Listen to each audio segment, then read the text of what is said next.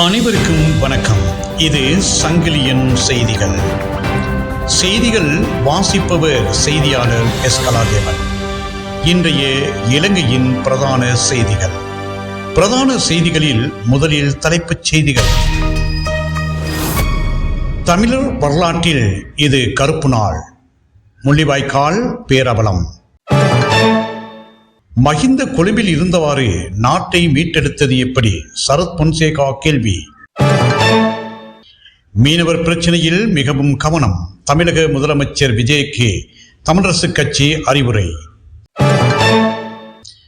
ஜனநாயக தமிழ் தேசிய கூட்டணியுடன் தமிழரசு கட்சியின் பயணம் தொடரும். மத்திய குழுவில் தீர்மானம்.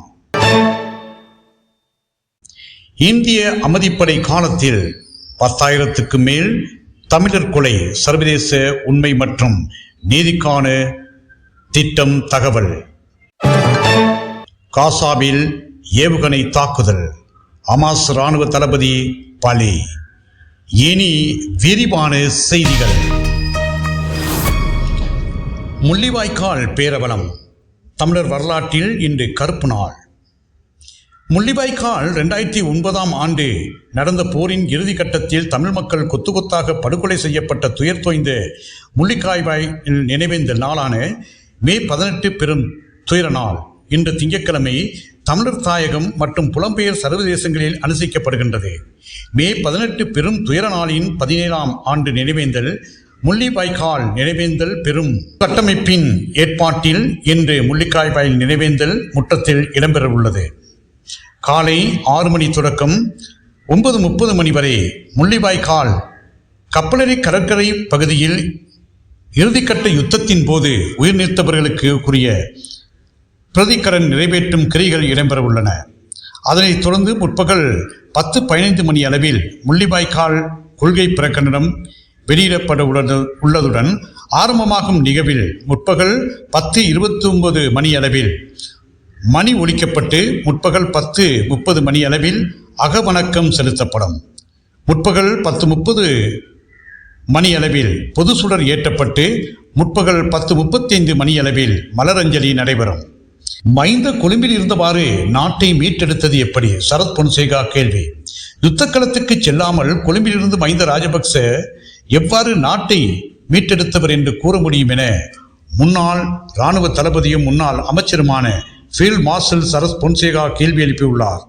நாட்டை மீட்ட தலைவரே மஹிந்த ராஜபக்ச என்றும் அவரை விசாரணை குழுவுக்கு அழைக்கக்கூடாது என்றும் ஸ்ரீலங்கா போஜன பெரமுனவின் கூறும்போது அது தொடர்பில் மக்கள் சந்திப்பு நிகழ்வொன்றின் போது ஊடகவியலாளர்கள் எழுப்பிய கேள்விகளுக்கு பதிலளிக்கையிலே சரத் பொன்சேகா இவ்வாறு கேள்வி எழுப்பியுள்ளார்.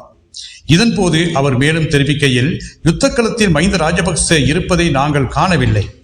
கோப்பரலாகவோ படை சிப்பாயாகவோ கூட இருந்ததில்லை. நாட்டை மீட்டவர்கள் என்றால் அன்று இராணுவ சூழலை அணிந்து கொண்டு இராணுவ உறுப்பினரான யுத்தக்களத்துக்கு சென்றிருக்க வேண்டும் அல்லவா? அவ்வாறு செய்யாமல் கொழும்பில் இருந்து கொண்டு சத்தமிட்டு கொண்டிருந்தவர்களை எவ்வாறு நாட்டை மீட்டெடுத்தவர்கள் என்று கூற முடியும் என அவர் மேலும் தெரிவித்தார். மீனவர் பிரச்சனையில் மிகவும் கவனம். தமிழக முதலமைச்சர் விஜய்க்கு தமிழரசு கட்சி அறிவுரை. ஈழத்தமிழர்களுக்கு பல்வேறுபட்ட பிரச்சனைகள் இருக்கின்றன. பல இழப்புகளை சந்தித்திருக்கின்றார்கள். இன அழிப்புக்கு உள்ளாக்கப்பட்டிருக்கின்றார்கள். அவர்களுடைய பிரச்சனையும் நீண்ட காலமாக நீடித்துக் கொண்டிருக்கிறது. இந்த புரையோடி போயிருக்கின்ற பிரச்சனையை தீர்ப்பதற்கு தமிழக முதலமைச்சர் விஜய் தன்னுடைய உணர்வுபூர்வமான பங்களிப்பை செய்ய வேண்டும் என இலங்கை தமிழரசு கட்சியின் மட்டக்களப்பு மாவட்ட எம்பி ஞானமுத்து ஸ்ரீநேசன் வேண்டுகோள் விடுத்தார். மட்டக்களப்பில் நடைபெற்ற ஊடகவியலாளர் சந்திப்பிலேயே இந்த வேண்டுகோளை விடுத்த அவர் மேலும் கூறுகையில், தமிழகத்தில் தமிழக வெற்றிக் கழகம் ஆட்சி அமைத்திருக்கின்றது. விஜய் முதலமைச்சராக வந்திருக்கின்றார். அதற்காக நாங்கள் மகிழ்ச்சி அடைவதோடு வாழ்த்துக்களையும் தெரிவித்துக் கொள்கின்றோம். முதலமைச்சர் விஜய் தமிழர் விடயத்தில் மிகவும் கவனமாகவும் நடந்து கொள்வார் என்று நாங்கள் நம்புகின்றோம். குறிப்பாக தமிழக மீனவர் பிரச்சனை என்பது தொடர் விடயமாக நகர்ந்து கொண்டிருக்கின்றது. அந்த அடிப்படையில் தமிழக மீனவர், யாழ் மீனவர்கள் என்று ஈழத்தமிழர்கள் காணப்படுகின்றார்கள். இவர்களுக்கான பிரச்சனை மிகவும் கவனமாகவும் கண்ணியமாகவும் நடந்து கொண்டு பொறுப்புணர்வுகளை எதிர்கொள்வதற்கு முதலமைச்சர் முன்வர வேண்டும் என்று அவர் நேற்று வேண்டுகோள் விடுத்தார். ஜனநாயக தமிழ் தேசிய கூட்டணியுடன் தமிழரசு கட்சியின் பயணம் தொடரும். மத்திய குழுவில் தீர்மானம். ஜனநாயக தமிழ் தேசிய கூட்டணியுடன் தொடர்ந்தும் இணைந்து பணியாற்றுவதற்கு இலங்கை தமிழரசு கட்சி தீர்மானித்துள்ளது. வவுனியாவில் உள்ள தமிழரசு கட்சி தலைமை அலுவலகத்தில் நேற்று ஞாயிற்றுக்கிழமை நடைபெற்ற மத்திய குழு கூட்டத்தில் இது தொடர்பில் தீர்மானங்கள் எடுக்கப்பட்டுள்ளன. இந்த கூட்டத்தில் கலந்துரையாடப்பட்ட விடயங்கள் மற்றும் முக்கிய தீர்மானங்கள் தொடர்பில் கருத்து தெரிவித்த கட்சியின் பொது செயலாளரான எம்.ஏ.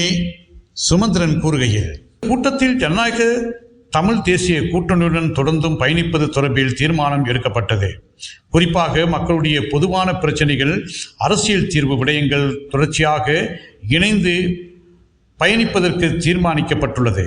அத்துடன் தமிழ் சட்டத்தரணிகள் பேரவையில் நாங்கள் தொடர்ந்தும் ஈடுபட்டு இணங்கி செயல்படுவதென்றும் தீர்மானங்கள் எடுக்கப்பட்டன. இதேவேளை யாழ் கலாச்சார மண்டபம் தொடர்பிலும் கலந்துரையாடப்பட்டது.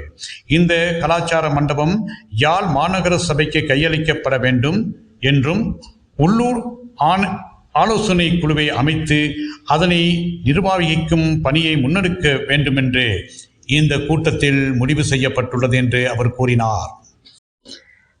இந்திய அமைதிப்படை காலத்தில் 10,000க்கு மேல் தமிழர் கொலை. சர்வதேச உண்மை மற்றும் நீதிக்கான திட்டம் தகவல். இலங்கையில் இந்திய அமைதி காக்கும் படை நிலை கொண்டிருந்த 1980களின் இறுதி பகுதியில் கொல்லப்பட்ட அல்லது வலிந்து காணாமலாக்கப்பட்ட 10,000க்கு மேற்பட்ட ஈழத்தமிழர்களின் பெயர் விவரங்கள் அடங்கிய புதிய டிஜிட்டல் தரவு ஒன்றை சர்வதேச உண்மை மற்றும் நீதிக்கான திட்டம் international truth and justice project அமைப்பு உத்தியோகபூர்வமாக வெளியிட்டுள்ளது. சர்வதேச உண்மை மற்றும் நீதிக்கான திட்டம் அமைப்பு இந்த வரலாறு முக்கியத்துவம் வாய்ந்த ஆவண காப்பகத்தை பொதுமக்களின் பயன்பாட்டுக்காக வெளியிட்டுள்ளது. 1987ஆம் ஆண்டு அக்டோபர் மாதம் முதல் 1990 மார்ச் மாதம் வரையிலான காலப்பகுதியில் இந்திய அமைதி காக்கும் படையினர் மற்றும் அவர்களுடன் இணைந்து செயல்பட்ட குழுக்களால் மேற்கொள்ளப்பட்ட மனித உரிமை மீறல்களால் பாதிக்கப்பட்டவர்களின் விவரங்களே இவ்வாறு ஆவணப்படுத்தப்பட்டுள்ளன.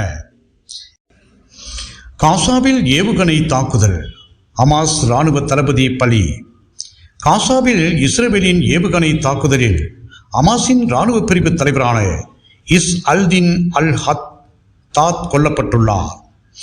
கடந்த 2023 அக்டோபர் 7ஆம் தேதி ஹமாஸ் படையினர் இஸ்ரேலுக்குள் புகுந்து திடீர் தாக்குதல் நடத்தினர். இதற்கு பதிலடியாக காசா மீது இஸ்ரேல் இராணுவ நடவடிக்கை மேற்கொண்டது. கடந்த அக்டோபரில் காசா போர் நிறுத்த ஒப்பந்தம் மேற்கொள்ளப்பட்டது. இந்த நிலையில் காசாவில் வெள்ளிக்கிழமை நடந்த ஏவுகணை தாக்குதலில் ஹமாஸ் தளபதி இஸ் அல்தின் ஹத்தாத் கொல்லப்பட்டுள்ளார். இது குறித்து இஸ்ரேல் இராணுவம் வெளியிட்டுள்ள அறிக்கையில் 2023 அக்டோபர் 7 படுகொலையின் சூத்திரதாரிகளில் ஒருவரான ஹமாஸ் தளபதி கொண்டுவிட்டதாக தெரிவிக்கப்பட்டுள்ளது. இத்துடன் இன்றைய சங்கிலியனின் பிரதான செய்திகள் யாவும் நிறைவேறுகின்றன. மீண்டும் ஒரு பிரதான செய்தி அறிக்கையின் ஊடாக அனைவரையும் சந்திக்கும் வரை அன்பு